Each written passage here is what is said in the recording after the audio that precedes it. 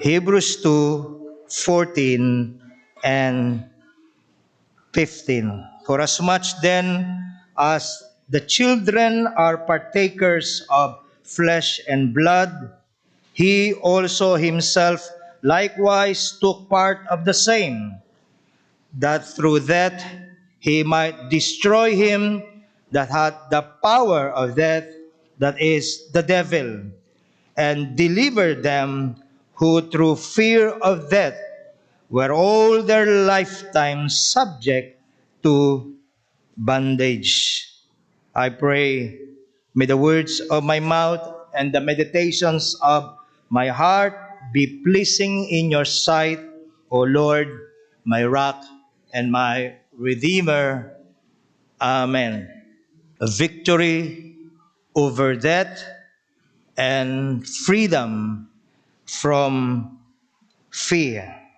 Mga kapatid, ang pag-aaral po nating ito ay part 1 ng two-part series sa particular na text na ito, na ang pangunahing layunin po ay ang pukawin ang ating puso, pukawin ang ating mga damdamin tungkol sa lubhang kahalagahan ng ginawa ng ating Panginoong Jesucristo doon sa krus para po sa ating kaligtasan. Yayamang muli po tayong magsasagawa ng observance of the Lord's table mamaya. Do this in remembrance of me. Now, ang sentrong diin po ng aklat ng Book of Hebrews ay ang supremacy, ang superiority, and sufficiency of our Lord Jesus Christ. Jesus Christ is superior to all that came before Him. The opening verses of Hebrews 1, for instance, declare that Christ is God's final word to man. There is nothing more to be said. There is nothing that can be added after what Jesus Christ has said and after what He has done. And therefore, brothers and sisters, it is totally foolish to ignore them. After all, we cannot exist without Christ.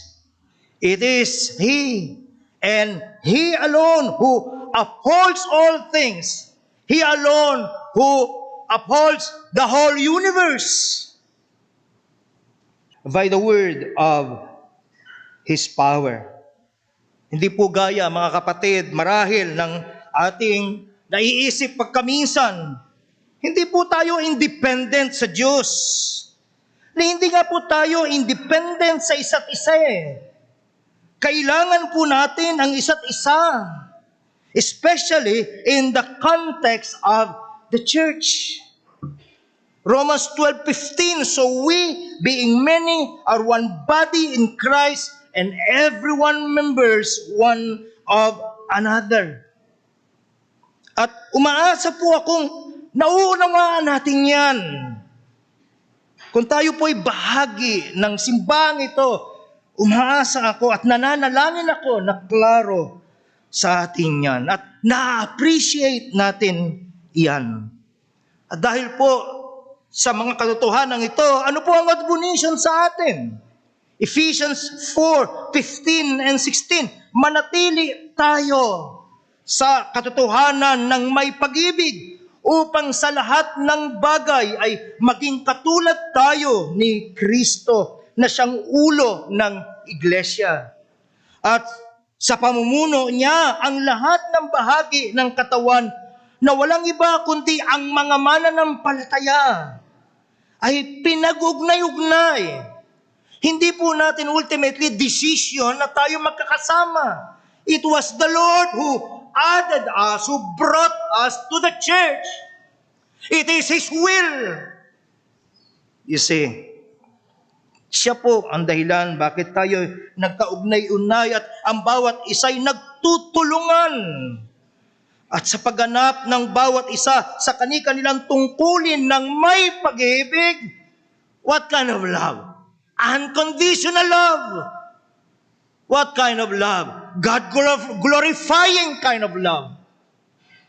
I'm telling you, a selfless kind of love. Ganun tayo magbiministeryo sa isa't isa.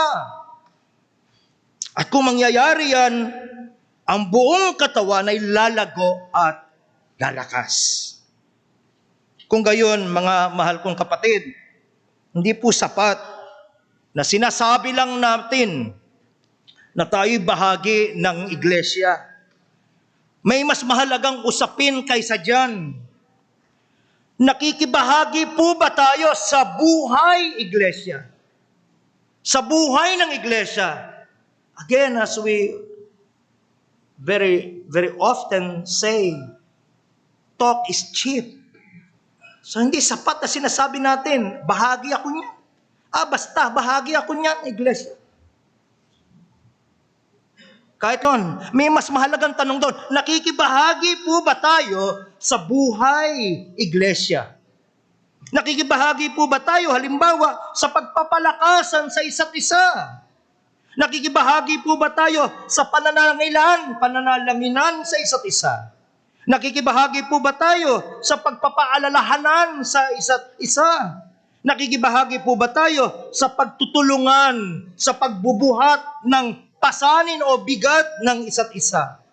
It is very unfortunate, brothers and sisters, tila baga pinasok na din ang consumerism maging ang simbahan. Marami ang dumadalo para lamang matugunan ang pasarili at personal nilang kaaliwan, ang personal nilang pangangailangan. At kung sakaling hindi na yun yung nangyayari, at least the way they perceive it, ano mangyayari kung hindi na sila masaya?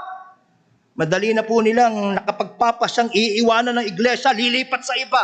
Kung saan sa tingin nila, doon sila masasaya. Samantalang ang tagubilin sa atin mga kapatid, ng banal na kasulatan, ay ang what? Magtiisan sa isa't isa, na sa lahat ng bagay, ulugaliing ipagpauna muna ang kapakanan ng iba bago ang sarili. Sumuli, kung kinakailangan natin ang isa't isa, lalo namang kailangan natin siya. Kailangan natin siya. For none of us lives to himself, and none of us dies to himself. For if we live to the Lord, and if we die to the Lord. So then whether we live or whether we die, we are the Lord's. Romans 14. So we need God. And we need God. We need Him desperately. We need Him every moment of life. We just cannot ignore this sovereign Lord. We cannot. And we should not. Now moving on, pagkatapos pong bigyan diin sa Hebrews chapter 1, ang deity of our Lord Jesus Christ, pagkatapos pong i-declare ng Hebrews 1:2 na sa pamamagitan niya nalikha ang lahat ng mga bagay. Ang buong creation ay ina-attribute po sa ating Panginoong Hesukristo. Walang nalikha kung wala siya, sabi nga po ng John chapter 1. Muli pong bibigyan din ang pagiging creator ng ating Panginoong Hesukristo doon sa verse 10. Hebrews 1:10. You, Lord, referring to the Son, if you reference 1:8 of Hebrews, you, Lord, in the beginning laid the foundation of the earth. It was the Lord Jesus Christ, according to this particular passage, who laid the foundation of the earth. And the heavens are the work of your hands. Bukod dito, dagdag pa po ng Hebrews 1:3, Siya rin ang nagsusustina. Siya ang umaalalay sa lahat ng mga bagay. Nilikha niya, inaalalayan niya. He upholds, amen? He upholds all things by the word of His power. Dahil dyan, ayon sa Hebrews 1:6, marapat siyang sambahin. Dahil dyan, marapat siyang purihin, luwalatin, maging ng mga anghel. Pagsambang dapat lamang iukol, dapat lamang ipatungkol sa Diyos. Dapat lamang inilalaan sa Diyos. Ang sabi po ng Revelation 22:8 and 9, and yet, sa particular verse na ito, ini-encourage ang lahat to worship, even especially the angels, to worship our Lord Jesus Christ. Ako ang Panginoong Jesucristo ay isang karaniwang nilalang lamang po, bakit iniuutos na sa sambahin? Bawal yun eh. Well, ang sagot po dyan ng Hebrews 1:8 ay ito, sapagkat ang anak ng Diyos ay walang iba, kundi ang Haring Diyos na walang hanggan. At sapagkat siya'y walang hanggan, hindi siya nagbabago. Hebrews 1:12. Hindi siya kumukupas, hindi siya lilipas. Yan po ang ating Panginoong Hesukristo. Siya ang Diyos. Siya ang Diyos na nagkatawang tao. Kung bakit, ay sa nating pag-aaralan ngayong umaga. Dito po sa chapter 2. Now let's go back to our text. Let's read again our text. Hebrews 2:14 and 15. For as much then as the children are partakers of flesh and blood, He also Himself likewise took part of the same. Now, wag niyong kalilimutan, yung context, I spent quite some time sa Hebrews 1 para patunayang itong nagkatawang tao ay hindi karaniwang nilalang. Siya po ang Diyos na may likha ng lahat, nagpapanatili sa lahat. And yet, for as much then as the children are partakers of flesh and blood, He also Himself likewise took part of the same, that through death He might destroy him that had the power of death, that is, the devil, and delivered them who through fear of death were all their lifetime subject to bondage.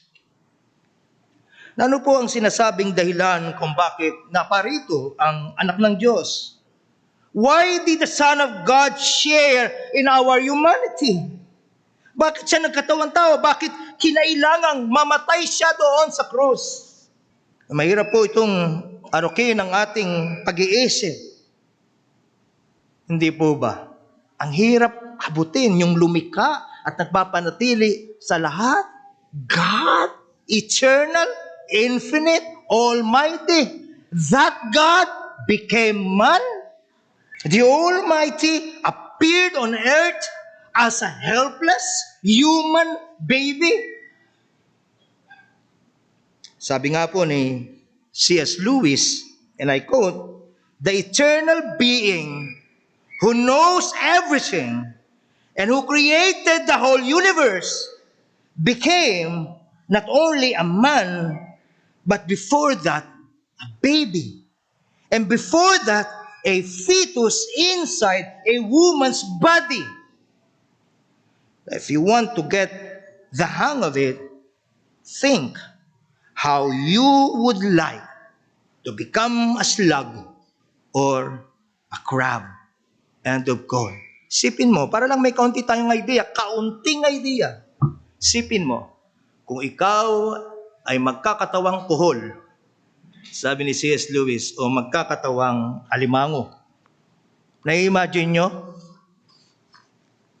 Dahil lalo namang ang hirap i-comprehend kung paano itong walang sukat na Diyos na ito ay magkakatawang tao. There must be a very, very important, serious reason why. At itong dahilan ay ito ay sapagkat wala nang iba who can. Wala nang iba who is qualified. That's the reason why. Yes, simply unimaginable po ito. Kaya nga sobrang clueless. Or should I say, blinded. Maging ang mga makapangyarihan sa sanlibutan sa panahon na yon. Wala silang kamalayan na ang kanila palang ipinako sa krus ay walang iba kundi ang Panginoon ng kaluwalhatian. 1 Corinthians 2:8, none of the princes or rulers of this world knew. For had they known it, they would not have crucified the Lord of glory. Amen? Who is the King of glory? The Lord, mighty, amen, and great. Kabisado yan ng ating mga GCA students. Pag tinanong mo sila, who is the King of glory? They all know the right answer. Even better than the teachers, amen? Sometimes, the Lord of glory, wala silang malay. Punong-puno lang ng kapuutan ng puso nila. Yun lang.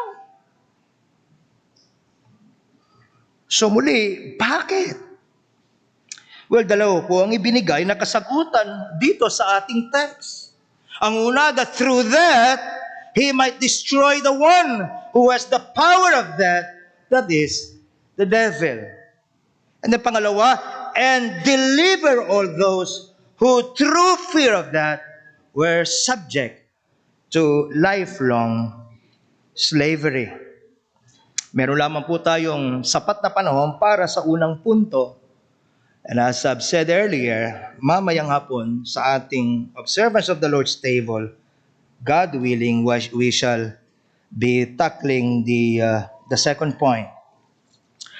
So again, first point, that through that He might destroy the one who has the power of death, that is the devil. Christus Victor. Si Kristong mapagtagumpay. Sa mga panahong inaakala po ng lahat na napagwagian na ng masama ang ating Panginoong Hesus Kristo sapagkat namatay siya doon sa krus. Tila sa unang tingin, dito na siya nagwakas. Yaw na ang kanyang naging katapusan. Pero hindi po. Malinaw ang mga pagtuturo ng Holy Scriptures. The cross, brothers and sisters, the cross of Christ is a place of victory.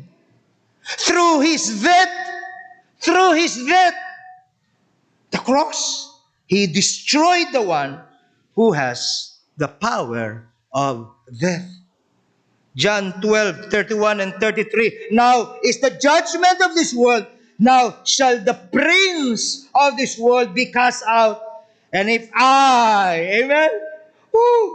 If I be lifted up from the earth, will draw all men unto me. This He said, signifying what? That He should die. Oh, praise be to God. Sa pamamagitan po ng kamatayan at muling pagkabuhay ng ating Panginoon sa Kristo, nagawa po niyang pagwagian ang kasalanan.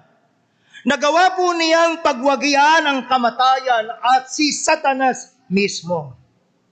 Dahil po kay Kristo, ang Diyos ay hindi na lamang natatawag nating ating Creator and Sustainer. Kay Kristo bilang mga mananampalataya, ang Diyos po ay siya nating naging Redeemer. Ang siya nating naging Deliverer. Ang siya nating naging Champion. Mapagtagumpay. Now please notice, sa Gospels, makikita po natin na ang kauna-unahang act na kanyang ginawa matapos siyang mabautismuhan. Tanda ng pagsisimula po, yung bautismo as you may already all know. Ang kanya pong bautismo ang signal ng pagsisimula ng kanyang earthly messianic ministry. Pagkatapos ng kanyang bautismo, anong sumunod na nangyari? Dinala po siya ng Espiritu Santo sa wilderness. A howling wilderness, inhabited only by wild beasts or animals, you see. Dinala siya doon ng Espiritu Santo upang doon tuksuhin siya ng diablo. Malinaw na ito, mga kapatid po, ay rerun. Ito po ay repeat ng temptation na naganap doon sa Garden of Eden. Garden of Eden. Inhabited, ito'y contrast, by tamed animals. Amen? Kaya nga po doon sa Luke 9:35, matapos ang bautismo ni Jesus, ipinahayag po ng Ama mula sa langit, "This is my beloved Son."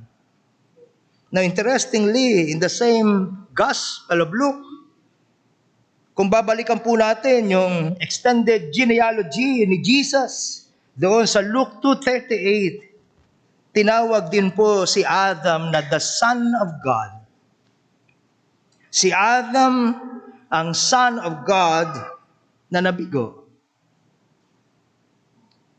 Pero narito, hinaharap ng sinisintang anak ng Diyos ang kaaway na siya ring nauna nang nagpalugmok kay Adam sa pagkakasala. Sabi nga po ng 2:18 of Hebrews, "For in that himself had suffered being tempted, he is also to succor them that are tempted." Hinarap ni Jesus Christ ang kaaway sa wilderness. Pero kung may similarities, meron din pong differences, merong contrast. Hinarap niya ang temptation ni Satan habang lubhang nagugutom siya sapagkat 40 days na siyang nag-aayuno. Think about that. That's why He is our Christus victor. Regardless kung ano ang lahat ng mga, if I may call them, disadvantages, napagtagumpay siya. Hindi gaya ni Adam. Nahulog sa tukso habang nasa gitna ng isang lubang maganda at napakasaganang hardin.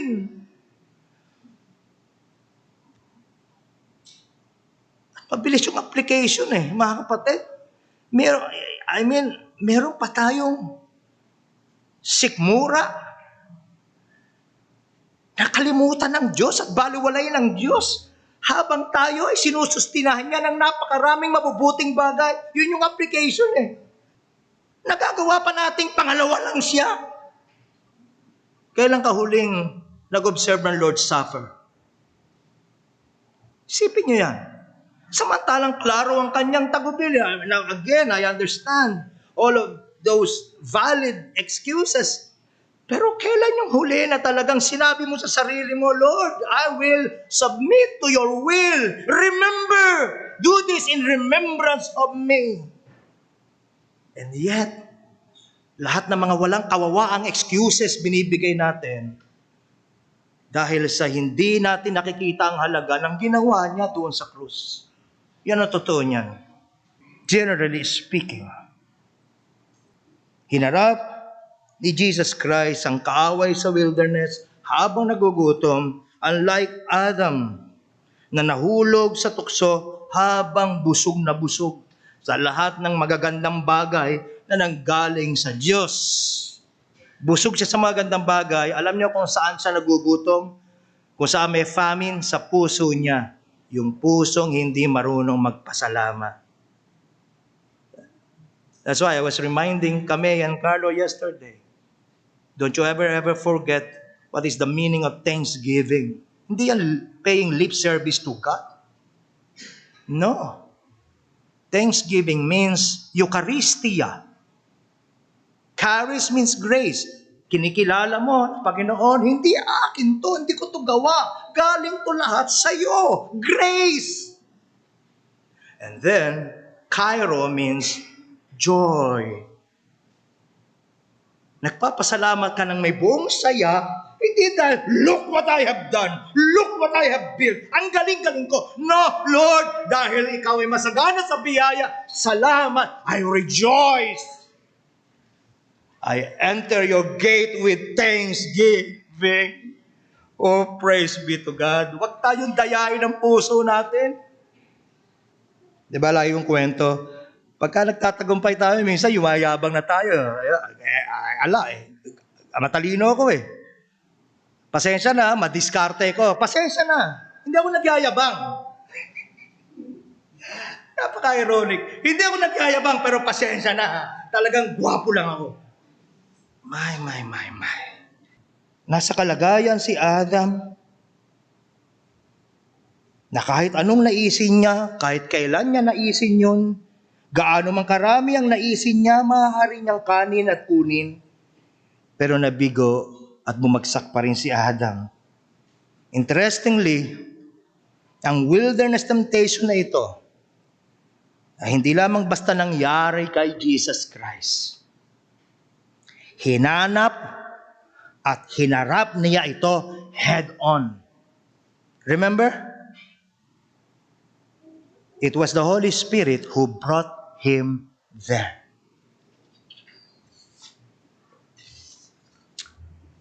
So therefore, it is, in fact, a declaration of war. Rektang atake ito ng ating Panginoon kay Satanas na umaangking siya ang may-ari at nakapangyayari sa lahat ng mga kaharian ng sanlibutan. Luke 4:6. Pero muli, hindi gaya ni Adam na pagbuwagian ni Jesus si Satanas. At sapagkat na pagwagian niya ito, meron siyang kapangyarihang iutos kay Satanas. Satanas, lumayas ka! At walang nagawa si Satanas kundi lumayas sa harapan ng ating Panginoon. Matthew 4:10. Mula po doon, ang lahat ng mga gawa at lalang ng kaaway ay isa-isa niyang ginagapi. Anya, ito ay tanda na ang kaharian ng Diyos ay dumating na. Matthew 12:28. In fact, malapit na ang araw ng lubos at tuluyang pagkagapi ng kaharian ng kadiliman. At yan ay mangyayari doon sa krus. Kung ikaw ay mananampalataya, walang kapangyarihan ng masama laban sa iyo. Colossians 2:14 and 15, having wiped out the handwriting of requirements that was against us, which was contrary to us, and he has taken it out of the way, having nailed it to the cross. Having disarmed principalities and powers, he made a public spectacle of them, triumphing over them in it. Yung seemingly place of defeat ay in actuality a place of unequal victory. Oh, praise be to God. Kaya't hindi po nakapagtatakang kung gawin lahat ni Satanas ang paraan upang maibaling lamang ang atensyon ni Jesus Christ palayo sa cross. You remember? Handa niyang ialok ang lahat ng kaharian sa mundo. Sampahin mo lamang ako, huwag ka lang tumuloy. Actually po, doon pa lamang sa araw ng kapanganakan ng Mesaya, hindi po ba't sa pamamagitan ni King Herod, ang lahat ng walang malay na sanggol, handang ipapatay ni Satanas? Mahadlangan lamang ang pagsilang at ang eventual na paglaki ng manunubos. At hindi lamang yon. Muli sa pamamagitan ni Apostle Peter, you remember the story, right? Matthew 16, beginning verse 21. From that time forth, began Jesus to show unto his disciples how that he must go unto Jerusalem and suffer. He must suffer many things of the elders and chief priests and scribes and be killed and be raised again the third day. Then Peter took him. Ano ni Peter, ano? Sobra, tawag dito, masyadong malakas ang loob. Then Peter took him. Mawalang galang na po. Tara nga kayo rin eh. Then Peter took him and began to rebuke him, saying, "Be it far from thee, Lord. This shall not be unto thee." Hindi mangyayari sa inyo to. Pakitandaan. Hindi mangyayari sa iyo to. Okay? Repeat after me, Lord. Hindi. I'm telling you, ganun ka gaspang si Peter. Pero alam na alam ng Panginoon kung ano ang espiritong nagmamayanay sa kalooban niya. Verse 23, he turned and said unto Peter, "Get thee behind me, Satan. Thou art an offense unto me. For thou savorest not the things that be of God, but those that be of men." Hanggang doon sa Garden of Gethsemane, ay malakas ang temptation na umayaw ang ating Panginoong Hesukristo sa layunin, sa dahilan ng kanyang pagkakatawang tao. Ganito nga po ang sabi at observation ni Gerrit Scott Dawson tungkol diyan. And I quote, "In the Garden of Gethsemane, as Peter, James, and John slept, Jesus engaged spiritually the forsakenness of the cross before he was actually arrested and crucified. Excuse me. He faced one final temptation to flee from the path of the cross and let the world face judgment instead of himself. And through his earnest prayers, he made the agonizing decision to say, "Not my will, but yours be done." He embraced the cup of wrath he did not deserve. He chose to pass through death and Hades so his people might pass over them safely. End of quote.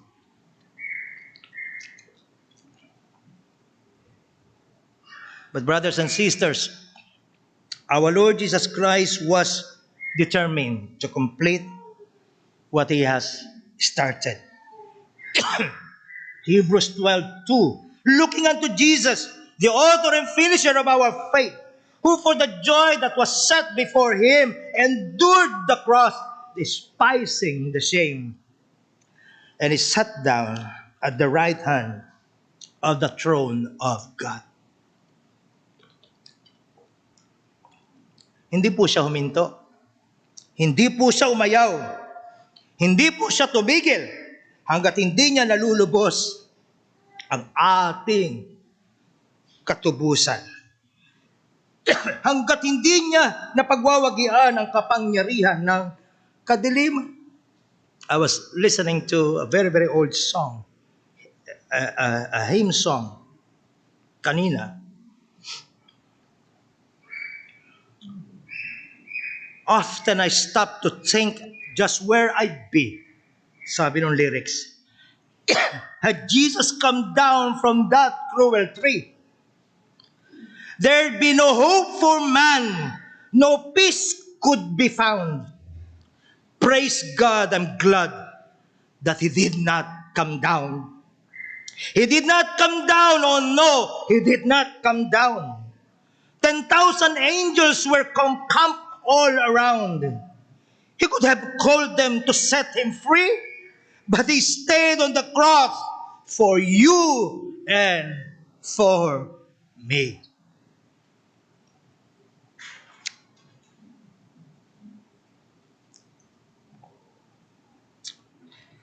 Oh, brothers and sisters, panalangin ko na makita natin ang halaga at ang hindi pwedeng palitan na halaga ng ginawa ni Kristo. At alam niya tayo as human beings eh. That's why He said, you need to do this in remembrance of me. Because you are such a forgetful people, right? We are. All of us are. So hindi siya tumigil, hindi siya sumuko, hindi siya umayaw, hanggat hindi niya naisisigaw, Tetelestai! I have completed. I have accomplished. You see, brothers and sisters, in ancient times, soldiers who were victorious over their enemies would declare, Tetelestai. This is a victory cry. I have conquered. That's what it means. And on that cross, when Jesus cried out, Tetelestai, it is finished, He was not giving the last gasp of a worn-out life in defeat. He was declaring victory, total, complete victory over Satan, over sin, and over death. His divine accomplishment as the Redeemer of sinners had now been completed. Glory to His name. Hence, brothers and sisters, this will forever be the theme of our song. Thou art worthy to take the book and to open the seals thereof, for thou wast slain, and hast redeemed us to God by the blood out of every kindred and tongue and people and nation. Huwag nawa nating kalilimutan. Huwag. Muli ang sinabi ng ating Panginoon, do this in remembrance of me. Amen.